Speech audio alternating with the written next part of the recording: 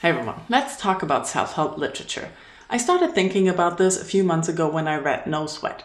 Like I told you in my review, this book really didn't fit me. I wasn't the target group. But I have friends who are, and I told them about it.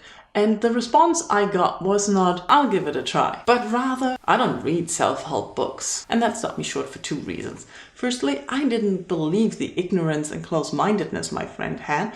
And second, I didn't consider myself a self-help book reader either. Which clearly isn't true. If you have following me around for a while, you know that I tend to read things that can help me fix a problem that I currently have. But I never really looked at it as self-help. I rather more interpreted it as self-improvement because I was trying to better myself. I didn't feel like I desperately needed help with something, but I just needed ideas and inspirations and maybe guidance, or didn't know anything about the topic, so I needed to learn things, like with the meditation I'm diving into right now. So I didn't consider this self-help literature, but technically it is. And I was wondering why I was struggling with accepting this term, self-help. And I still don't know really why. I think it's a bad reputation, and the associations we have with that are not something positive. Even in today's society and world of lifelong learning and self-improvement and betterment, I hardly know people who read these kinds of literature, who turn to blog posts to solve a problem they have, or pick up a book to improve on a skill they have, or maybe learn a new skill. I hardly know people who do that in real life. More online, but less in real life. Now, I don't really know why that is, but part of me thinks it has to do with this bad reputation or bad idea that we have about people who read self-help books and self-help literature in general.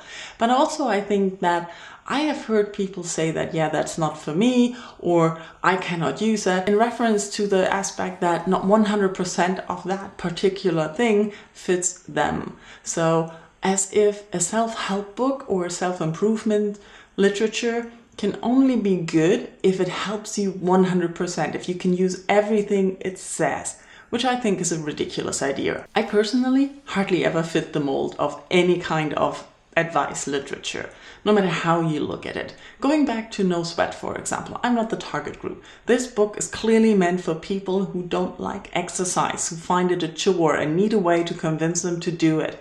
And I like exercise. I find not moving hard.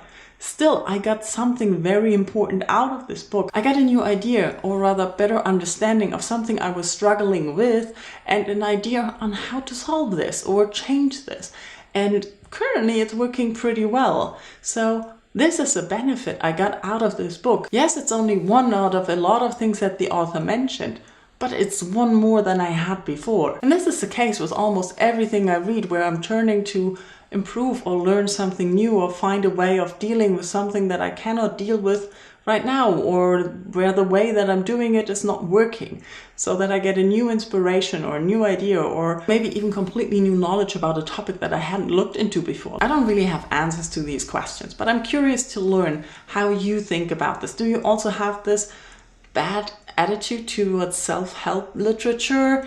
Do you use it? Do you like using it? Or what is your problem with that? How do you approach this topic? I would love to hear from you in comments. Thank you for watching.